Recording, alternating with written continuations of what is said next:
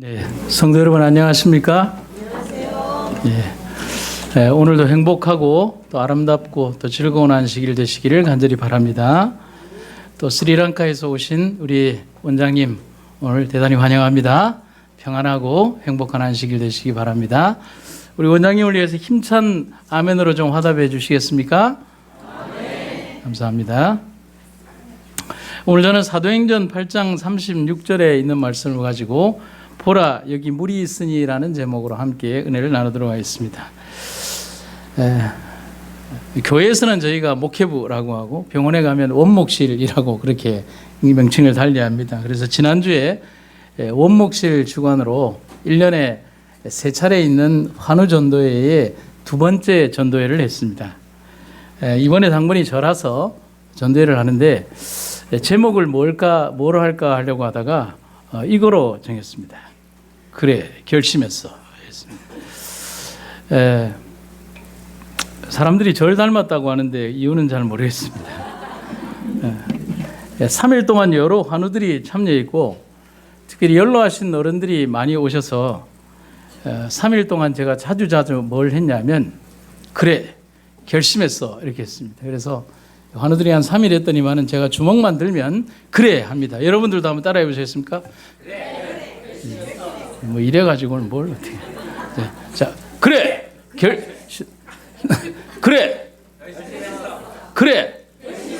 그래. 요걸 이제 매일 설교할 때마다 한 20번 정도씩 했습니다.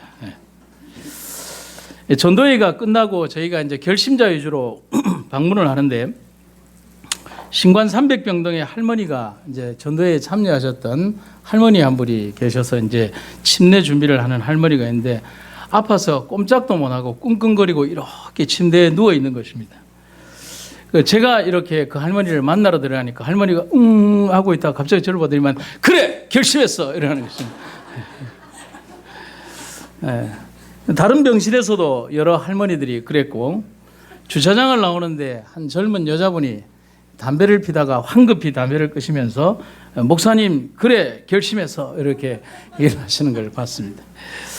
보람이 있습니다. 그래서 제가 보람 아파트에 사는 이유가 아닌가 미안합니다. 참 단순하지만 하나님은 그렇게 인도하십니다. 그 단순함 속에서도 성령은 함께 계셨고 인도자가 되어주셨습니다. 성도들의 생애에 있어서도 그래 우리의 삶이 결심했어. 또 우리의 생애가 하나님 안에서 결심했어. 믿음대로 살기로 결심했어. 진짜 제대로 믿기로 결심했어. 이런 결심을 하는 안식일이 되시기를 간절히 바랍니다. 증언복음 1권에 보면 이런 말씀이 있습니다. 그대가 하나님이 필요하다는 것을 느끼기만 하면 그분께서는 그대를 위하여 기꺼이 많은 일을 하실 것이다. 아멘입니까? 예수님께서는 그대를 사랑하신다.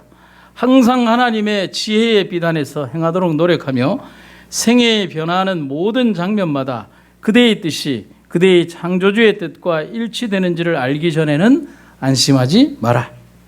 그대는 그분에 대한 믿음을 통하여 사단의 모든 유혹에 대항할 수 있는 능력을 얻고 하나님께서 허락하시는 모든 시험을 통하여 정신력을 키울 수 있다 했습니다. 기가 막힌 적용이 아닐 수 없는 구절이라고 생각합니다. 오늘 침례를 받는 9명의 성도들과 함께 예배하는 모든 성도님들 모두가 다 결코 잊어버리지 마시기를 간절히 바랍니다. 내가 피로를 느끼기만 한다면 그분께서 그 일을 하실 것이라고 하는 그 놀랍고 감격적인 약속의 말씀들, 내 마음속에 그 피로가 하나님의 동기가 되고 하나님의 움직이시는 이유가 되는 그 감격적인 안식일이 되시기를 간절히 바랍니다. 오늘 본문이 되는 사도행전 8장 27절에 보면 8장 전체에서 27절에 보면 간다게를 위하여 하나님께서 예비하시는 장면이 등장을 합니다. 제가 쉬운 성경으로 좀 읽어드리도록 하겠습니다. 빌립이 일어나 가다가 길에서 에티오피아 사람 하나를 만났습니다. 그는 에티오피아의 여왕 간다게의 높은 관리로서 여왕의 재정을 맡은 사람이었는데 내시였습니다. 그는 예루살렘에 예배드리러 왔다가 가는 길이었습니다. 사도행전에는 전도자 빌립과 이티오피아 내시가 가사라는 광야 사막에서 만나는 장면을 보게 됩니다. 먼저 우리는 이 간다게가 누구며 왜 왔는지를 조금 역사적으로 알 필요가 있습니다. 간다게를 그냥 사막길에서 만났대라고 그렇게 생각하기보다는 왜 간다게가 유대인의 절기를 유월절을 맞이해서 왔으며 또 그가 돌아가는 길에 왜 이사야를 보고 있었으며 왜 거기에서 굳이 빌립이 만나야 했던가를 우리는 조금 역사적인 깊은 내용을 통해서 좀 알 필요가 있습니다. 그래서 에티오피아 왕들의 사적에 따르면 솔로몬 왕조의 전통을 따라 일대 황제가 그들은 솔로몬의 혈통을 받았다라고 그들의 전통에 있습니다. 이것은 뭐 성경에 나오는 이야기는 아니고 그들의 에티오피아의 전통에 보면 메넬릭이라고 하는 일대의 황제가 유대의 솔로몬의 혈통을 받았다라고 주장을 하고 있습니다. 그래서 그들은 유대 유월절 절기에 사절단을 이스라엘로 매년 보내서 서로 문물을 교류한 것으로 아는데 그 문물 교류의 그 단계가 몇 년 정도 유지되었냐면 거의 9세기 가까이 유지되었다는 사실입니다. 그래서 에티오피아 여왕 간다게가 히브리어와 성경에 능통한 내시를 유월절 사절단의 대표로 보낸 이유와 그가 히브리어와 그 모든 일에 능통한 이유도 여기에서 알 수가 있게 되는 것입니다. 그리고 간당에는 전통에 따라서 예수님 당시의 유대 제사장들과 관원들은 에티오피아에서 온 흑인 유대인인 팔라샤라고 하는 이 사절단을 형제로 받아들여서 유월절 등의 제사와 절기 행사에 모두 참여시키면서 아주 극진한 대접을 해준 것으로 역사적으로 등장합니다. 그래서 그 내시는 유월절 전에 예루살렘에 와서 유월절과 초막절과 그리고 오순절을 지내면서 예루살렘에서 일어났던 사건, 즉 예수님의 십자가 처형과 부활과 오순절 성령 강림과 예루살렘 초대교회가 세워지는 것을 직간접적으로 어떻게든지 좋은 경험이든지 혹은 유대인들에 의해서 나쁘게 들은 얘기든지 그것을 직간접적으로 듣고서 그는 돌아가는 경험이었다는 사실인 겁니다.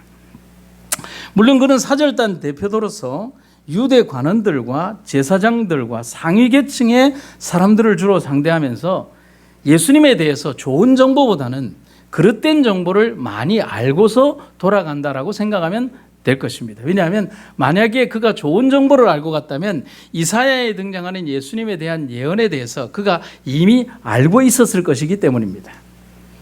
귀국길에 올라서 가사 광야를 지나는 동안에 예루살렘에서 겪었던 여러 사건들을 생각하면서 이사야서 53장에 고난당하는 그분이 누구인지 번민하고 있을 때 성령께서 빌립을 그 가사로 보내셔서 그분이 십자가에서 고난당하시고 부활하신 예수 그리스도임을 증거하도록 역사하신 것입니다. 여러분, 그래서 우리가 성경상에 등장하는 한 줄의 그 만남의 장면으로는 묘사할 수 없는 깊은 이유가 아주 오래된 역사적 이유로서 설명이 되고 있는 것입니다. 그런데 역사에 대해서 조금 공부를 더 해보면요, 그 내시에 대해서 내시라는 말은 유녹소스라고 하는데 두 가지 뜻이 있습니다. 하나는 성기능이 제거된 사람이나 동물을 뜻합니다. 우리가 흔히 알고 있는 내시를 말하는 것이고요. 그런데 두 번째 뜻은 뭐냐면 높은 관직에 오른 사회적 계층이 높은 사람을 뜻할 때 흔히 여기에는 유녹소스 내시라고 하는 표현을 쓰고 있는 것입니다. 우리 한국적인 의미와는 조금 다릅니다.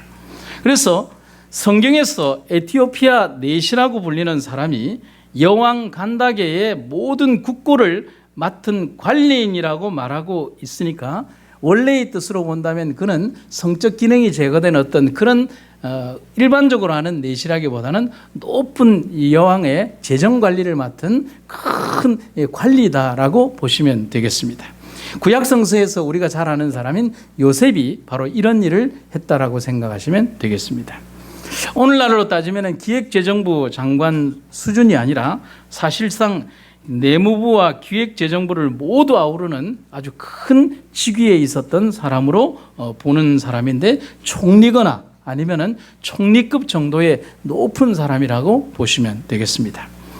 이 정도 관직에 오르려면 당연히 받은 교육의 수준도 일반 사람들보다도 굉장히 높은 학식의 수준의 사람이었을 것이라고 생각을 하고 있습니다. 그런데 문제는 제가 역사 공부를 하다 보니까 이걸로 끝나는 게 아니라 조금 더 깊은 역사적 의미가 있었습니다. 그래서 2세기에 교부 이레네우스라고 하는 교부에 의하면 이 이디오피아 내시의 이름을 정확하게 표시를 하는데 시므온 바코스라고 기록을 하고 있습니다. 그런데 에티오피아 교회의 시작이 바로 이 사람으로부터 시작되었는데 정교회에서 자신들의 시작을 바로 에티오피아 내시 바코스라고 그들이 말하고 있습니다. 그리고 동방교회에서는 사도행전 13장 1절에 나오는 니게르라는 시몬이 바로 에티오피아의 내시였다라고 얘기합니다. 여러분, 그래서 우리가 흑인을 얘기할 때 니그로라고 하는 이제 검다라는 뜻의 니그로라는 표현이 헬라적 의미에서 니게르라고 이 원어적인 뜻이 나오는 것입니다. 그래서 이 니게르라는 말은 로마 시대에 사용되던 패밀리 네임입니다. 그러니까 가족 이름 중에 하나라고 보시면 됩니다. 그래서 동시에 피부가 검은 사람을 의미하기 때문에 생겨난 전통적인 표현이 니게르라고 하는 표현입니다. 그래서 동방교회의 전통을 따르는 성경 번역가들은 사도행전 13장 1절을 정확하게 뭐로 번역을 하느냐 하면 흑인 시므온이라고 번역을 하고 있는 것입니다. 시므온 바코스. 그래서 현재 9,200만 인구의 에티오피아 인구 중에서 45%가 에티오피아 정교회 교인이고 전체 인구의 63%가 기독교인인 그야말로 기독교 나라의 시작이 우리가 잠시 스쳐 지나가듯 성경에서 만나는 에티오피아 내시와 빌립의 만남으로부터 시작이 되고 있다는 사실을 생각한다면 이 한 번의 만남이 수없이 많은 세월을 거슬러서 얼마나 많은 복음적 영향을 끼쳤는가에 대해서 우리가 깊이 생각해 볼 필요가 있다는 사실입니다. 여러분, 누군가의 말을 한번 생각해 봅니다. 하나님 안에서 우연은 없습니다. 여러분, 아멘입니까?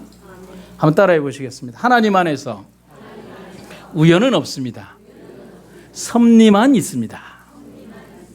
여러분, 이 말이 얼마나 진하게 가슴 박힙니까? 우리는 흔히 생각할 때 그냥 이디오피아 간다게 내시라고 하는 사람이 그냥 빌립을 만나서 전도 받고 그는 그의 고향 땅으로 간 것으로 끝났다고 생각하지만은 다시 십수세기를 지나면서 에티오피아에는 70%에 가까운 사람들이 기독교 신자로 남아있고 그들이 하나님의 복음과 말씀을 듣는 백성들로 남아있는 이 원대한 하나님의 씨뿌림의 기적을 우리는 생각해 볼 필요가 있는 것입니다. 그래서 화인여사의 자서전에 보면 이런 말씀이 있습니다. 하나님의 섭리에 의해 열려지는 길을 따라 우리가 뭐 하기만 하면, 전진하기만 하면 그분께서는 계속해서 우리 앞에 길을 열어주실 것입니다. 아멘입니까? 극복해야 할 난관이 크면 클수록 쟁취하는 승리도 더욱 클 것입니다. 아멘.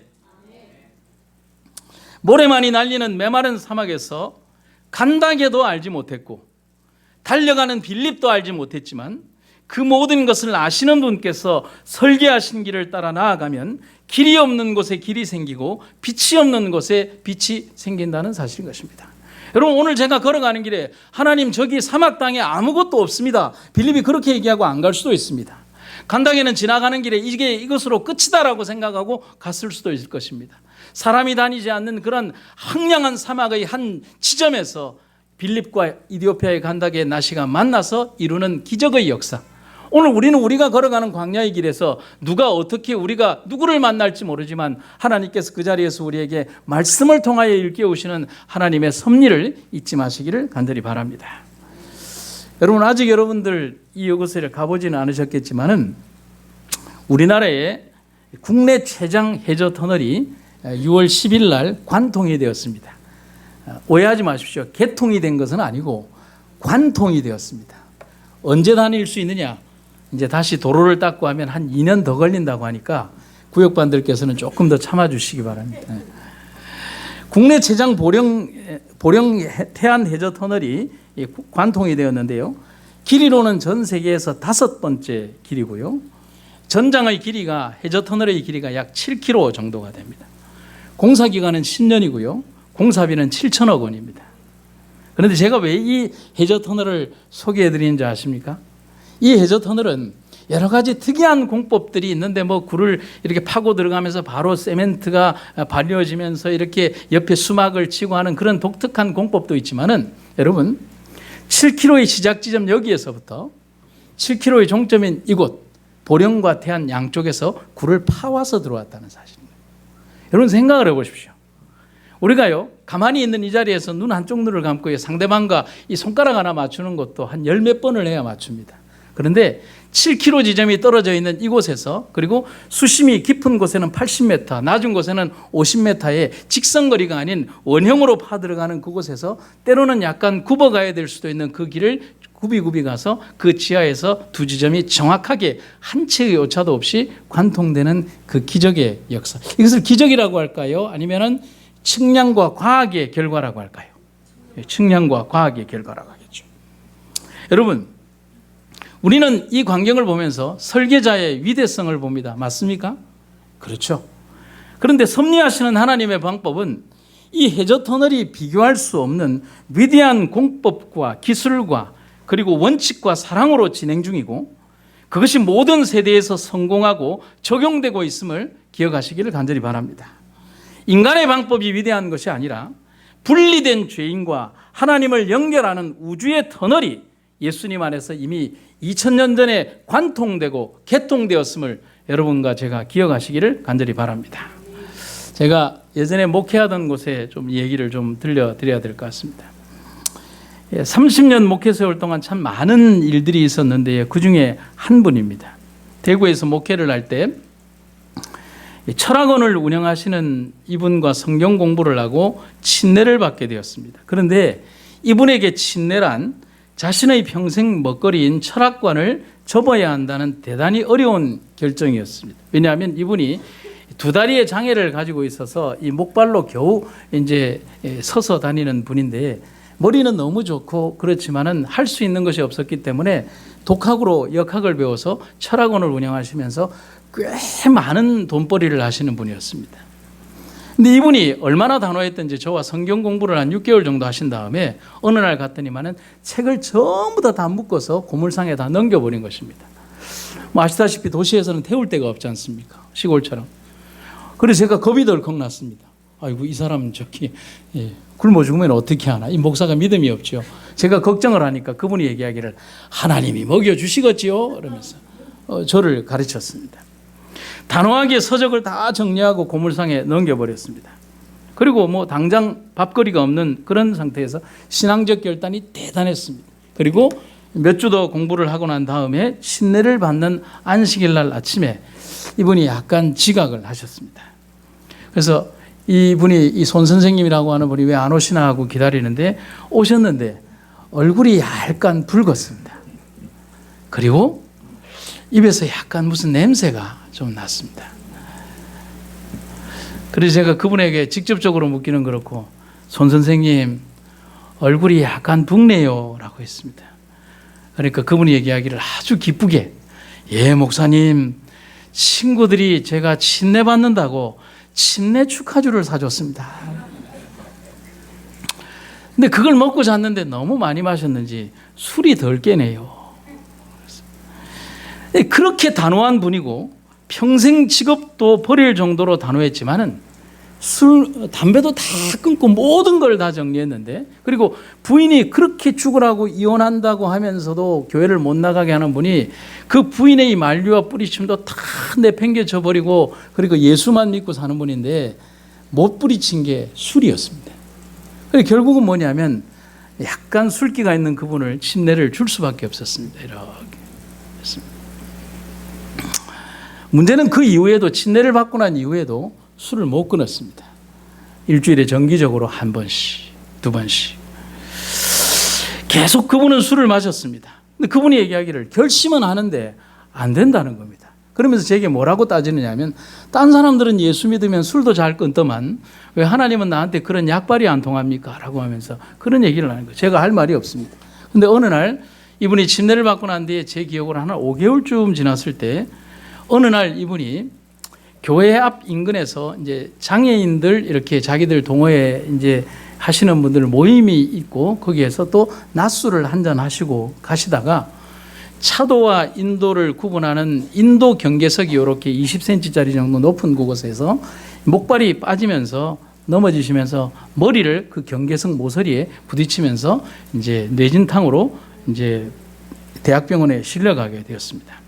여러분, 몸을 가누지 못하는 분이 넘어지면서 이렇게 머리를 부딪혔으니까 큰 사고가 난 것입니다. 그래서 급히 방문을 갔습니다. 다행히 크게 다치지는 않아서 한 2, 3일 내지 3, 4일의 차도를 보면서 아마 뇌진탕 증세가 더 없으면 이제 퇴원을 하실 수 있을 것 같다라고 얘기를 해서 이제 추이를 보니까 이분이 뇌진탕 증세가 하나도 없이 퇴원을 하시게 된 겁니다. 그래서 다시는 술을 드시지 말라는 부탁을 했지만은 지켜질지는 의문이었습니다. 근데 역시 어느 날 이분이 심각한 모습으로 상담을 요청했습니다. 그러면서 제게 뭐라고 얘기하냐면, 목사님, 하나님은 참 희한하고 요상한 분이시네요. 그런데 그렇게 시작된 말은 저도 하나님이 희한하고 요상한 분이라고 동의할 수밖에 없었습니다. 저도 한 30년 목회를 하지만 그런 경우는 못 봤으니까요. 내용은 이랬습니다. 뇌진탕 후유증이 없다는 진단을 받고 퇴원한 다음에 역시 친례 축하주를 사줬던 그 친구들이 퇴원 축하주를 또 사줬다는 사실입니다. 그래서 친구들과 함께 정말 기분 좋게 술을 마셨는데, 문제는 술을 입에 대는 순간 토하기 시작했다는 것입니다. 그날 술을 먹지 못하고 집으로 돌아왔는데, 문제는 아주 자주 생기는 술자리에서 음식을 먹을 때는 너무 좋은데 술만 먹으면 토한다는 것입니다. 그리고 급기야는 술을 생각만 해도 토한다는 것입니다. 그러면서 제게 이야기를, 목사님 어쩌지요? 아예 술을 먹을 수가 없습니다.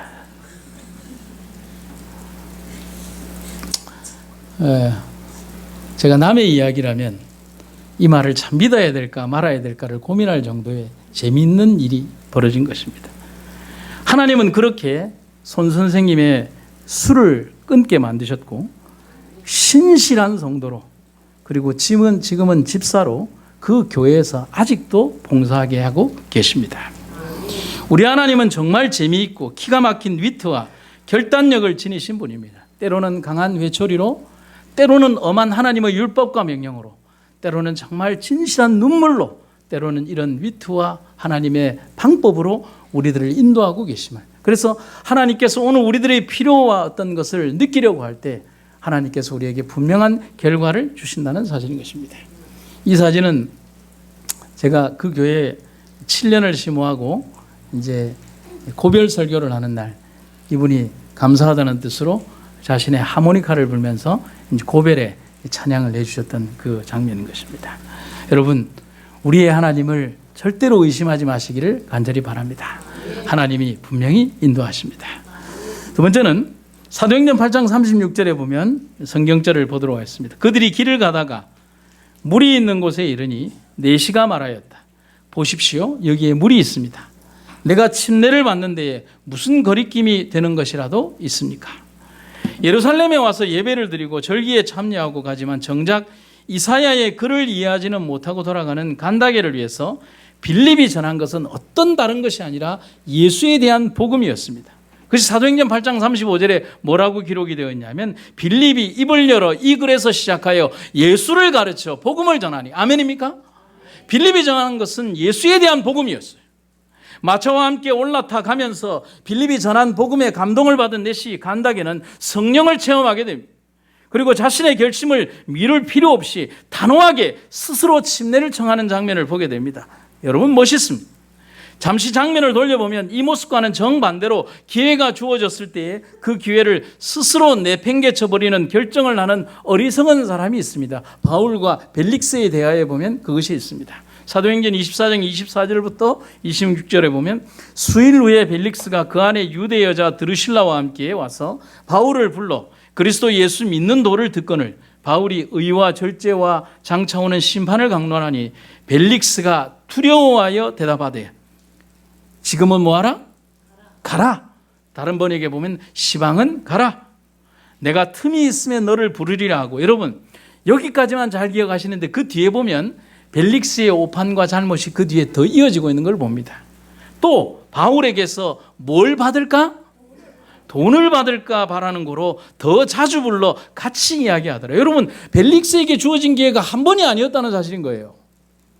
벨릭스는 여러 번 바울을 불러서 같은 얘기를 듣고 또 들으면서 그의 마음의 강팍함, 그리고 지금의 두려움, 자기의 권력을 유지하고 싶은 탐욕에 사로잡혀서 그 기회를 한 번의 기회가 아닌 여러 번의 기회를 날리는 장면을 봅니다. 여러분, 벨릭스에 대해서 제가 잠깐 언급을 드리면, 벨릭스는 AD 52년경에 그 당시 로마 황제였던 글라우디오 황제에 의해서 유대의 행정장관이자 총독으로 부임한 인물입니다. 그런데 이 벨릭스는 출신이 노예입니다.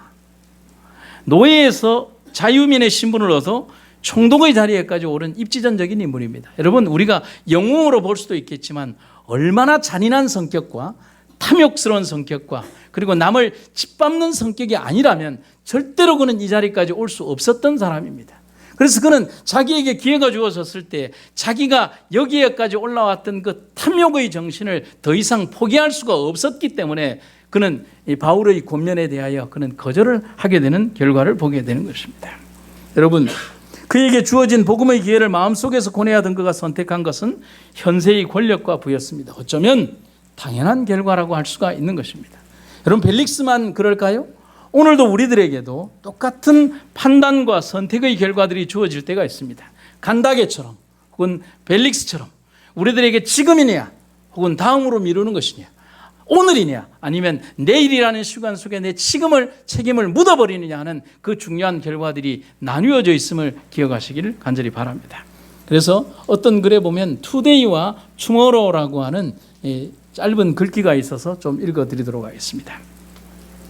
today와 tomorrow.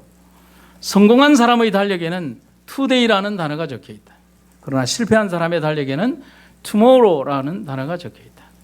성공한 사람의 시계에는 now, 지금이라는 로고가 적혀 있다. 그러나 실패한 사람의 시계에는 next, 다음에라는 로고가 적혀 있다. 여러분, 증언의 말씀도 한번 볼까요? 하나님의 종이라고 주장하는 모든 사람은 매일매일이 마지막 날인 것처럼 당신의 사업을 하도록 부르심을 받았다.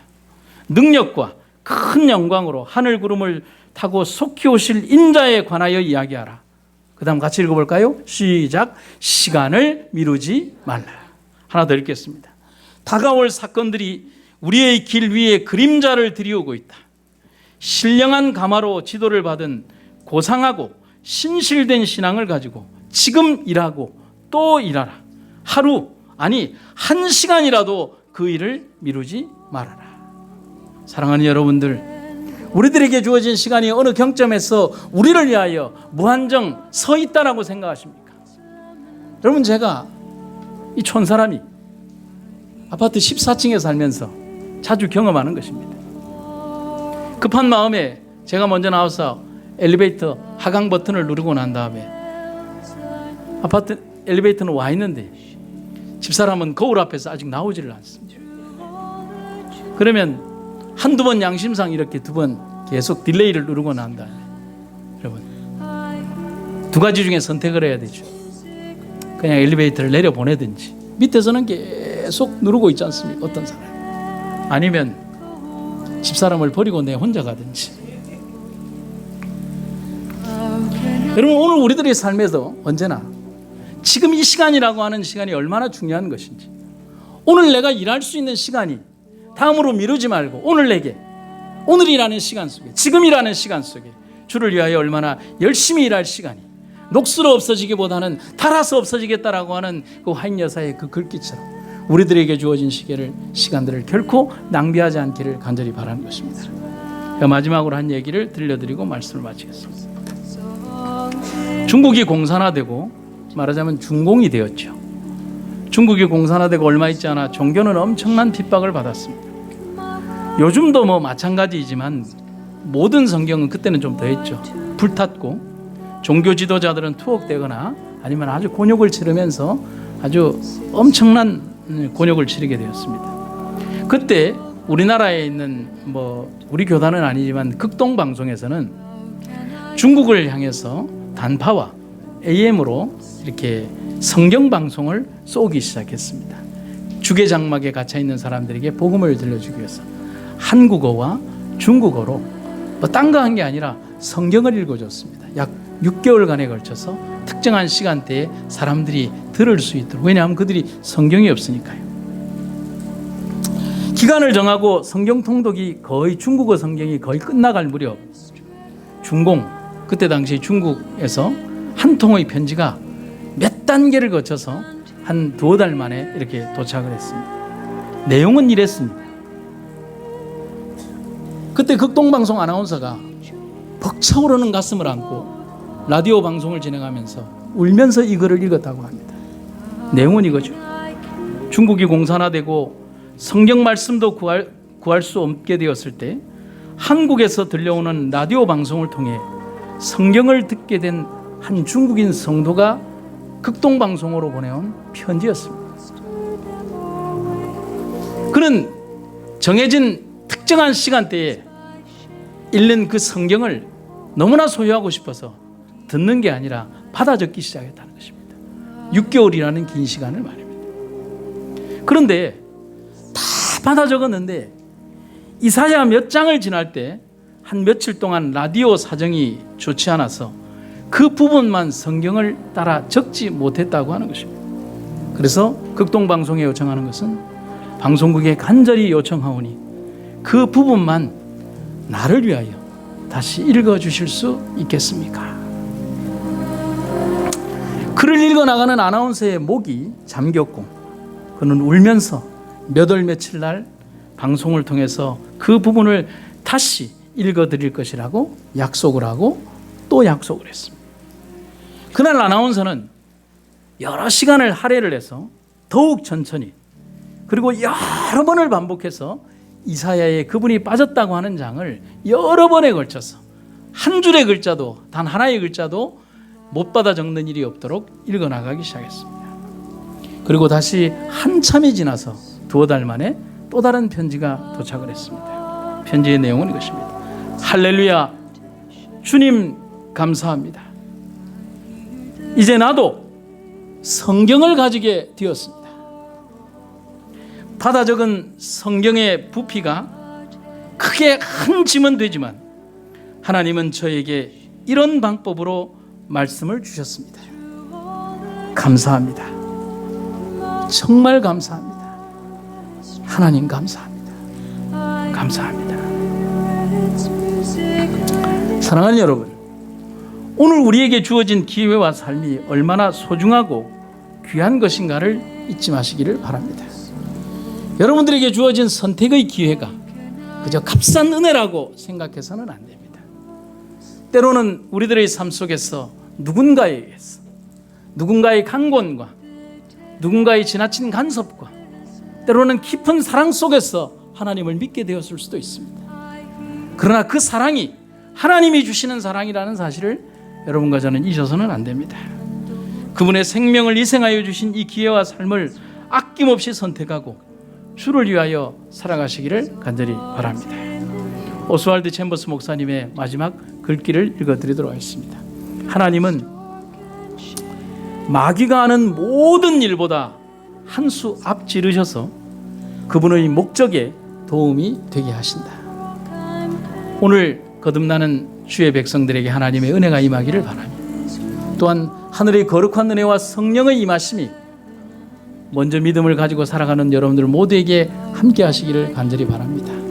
오늘 우리에게 주어진 선택의 기회가 예수께서 피로 사신 핏값의 선택임을 잊지 마시고 가장 소중한 경험들이 되시기를 간절히 바랍니다. 말씀하시겠습니다.